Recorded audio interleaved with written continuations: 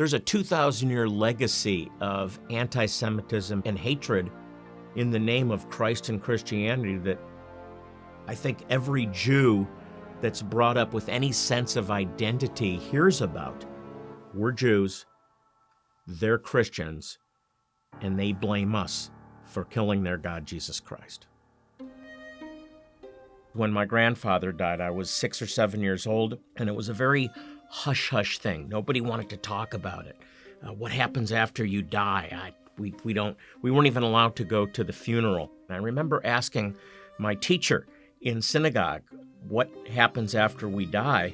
And she didn't really know. She said, go see the rabbi. So I met with the rabbi, and I remember him telling me the story about a man climbing up a mountain, and he's only seeing the trees, and he's journeying up the mountain and never sees what's over the other side because he's climbing the mountain. But God, who is at the top of the mountain, sees over the other side of the mountain.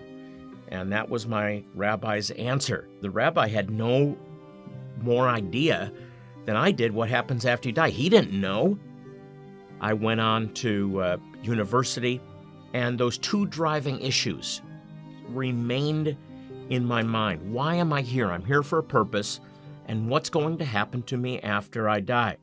I got involved in drugs and rock and roll. I started to go to Grateful Dead concerts and doing drugs, and that was, I guess, sort of a hobby for me. But there was something spiritual about that experience, the drugs and the music, and I knew very clearly from my drug experiences that there's more to this life than just what we see. There's a world beyond this world. So through college, I'm exploring, I'm involved in these cults and the occult, and I'm searching for God. A friend of mine had really gotten heavily involved in drugs, and I saw her lose interest in classes. She stopped attending classes. She disappeared from my life. She really looked like she was dying from using drugs.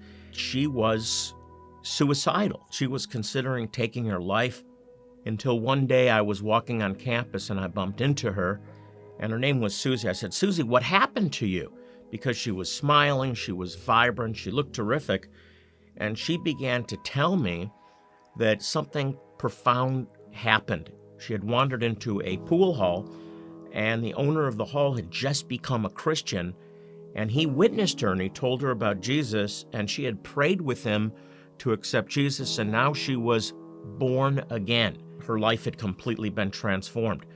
And I said to her, I'm really happy for you, Susie. That's great. It's not for me, but if it makes you happy, that's great. And then she invited me to a Bible study, and I wanted to say no, but somehow out of my mouth I said yes, and it was pouring rain, and I had a motorcycle, and I thought I have a good excuse not to go to this Bible study. But I remember getting on the back of the motorcycle and driving through the pouring rain to this Bible study that I didn't want to go to. And I remember walking into the study, I was soaking wet, my clothes were soaked, but from the time that the Bible study started, and I don't even remember what was taught. It was the book of Revelation and how the world's coming to an end. But I just thought, I want to get out of here. But I couldn't because my clothes were in the dryer, so I was a captive audience. And at the end of the Bible study, the teacher invited me to go upstairs and talk with him. He gave me a Bible, and he began to take me through these scriptures in my own Jewish Bible to begin with, and then in the New Testament about sin and separation from God. I had never read the Bible before other than preparation for my bar mitzvah.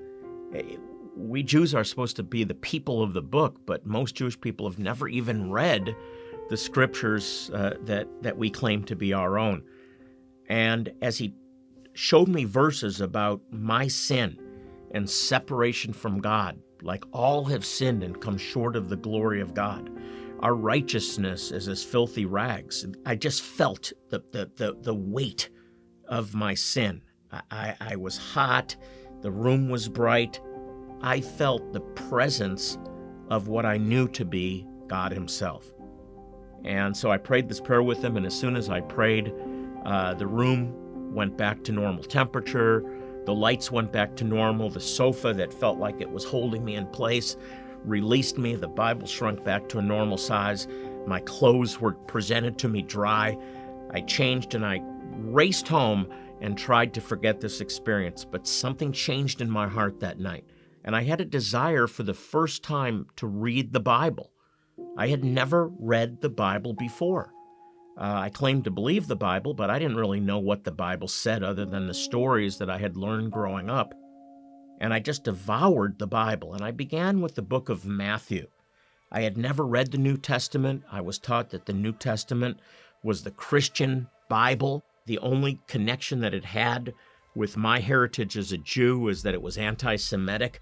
And much of Judaism, as we wandered through Europe and other nations, was an effort to survive in what became a Christian world. Christianity was defined by its hatred of the Jewish people and blaming the Jewish people for almost 2,000 years now. So for a Jew to consider Jesus, there's really a terrible history to overcome. But I really felt this pull to read the New Testament. And I began in Matthew chapter 1. Right in the beginning, it listed the genealogy of Jesus. Jesus, the son of Abraham, the son of David. And that just jumped out at me. And I immediately it was shocking. What is Abraham and David, two of the greatest men in our history, doing in the Christian Bible? I discovered things that were completely different than I had been taught growing up. I discovered that Jesus was Jewish, that he had a given name, a Hebrew name, Yeshua, which means salvation, because he will save his people from their sins. I discovered that he was born in Israel of Jewish parents. I thought he grew up in Rome, in the Vatican. All of the first followers of Yeshua were all Jews, and none of them converted to another religion. They didn't convert to Christianity. There was no Christianity. No, they were Jewish men and women who had found their promised Messiah from their own scriptures, the Tanakh. And that changed my life. I began to find the answers that I'd been looking for in my own scriptures, in the Tanakh. I discovered that God had a purpose for my life, and that purpose was to know him, to walk with him, to serve him. I discovered that there is a life after this life. I knew almost immediately that God was calling me, that he had a destiny for my life to serve him full time. I ended up moving to Russia after leading a Messianic congregation from a number of years in upstate New York, and then began to work in Ethiopia, in Zimbabwe, throughout Africa. And for the last number of years, we've been providing medical clinics where we provide dental care, eye care, medicines, even surgeries, free of charge. We just do it to serve and to let people know that God loves them. And my brother was a photographer. That's one of the things that he did. And I was able to bring him to Ethiopia as our photographer to one of our medical clinics. And he experienced in that clinic the presence of God as lives were being changed. He was photographing everything, and he saw people not only being cared for, but he saw people being changed by the love of God. And I watched him. I had the joy of watching him go through the same experience I did as he received Jesus, Yeshua, into his life and was completely transformed. He passed away from cancer fairly recently, but I know where he is today, and I'll be seeing him again. This is my destiny. This is my heritage. This Yeshua is my Messiah promised in my own scriptures.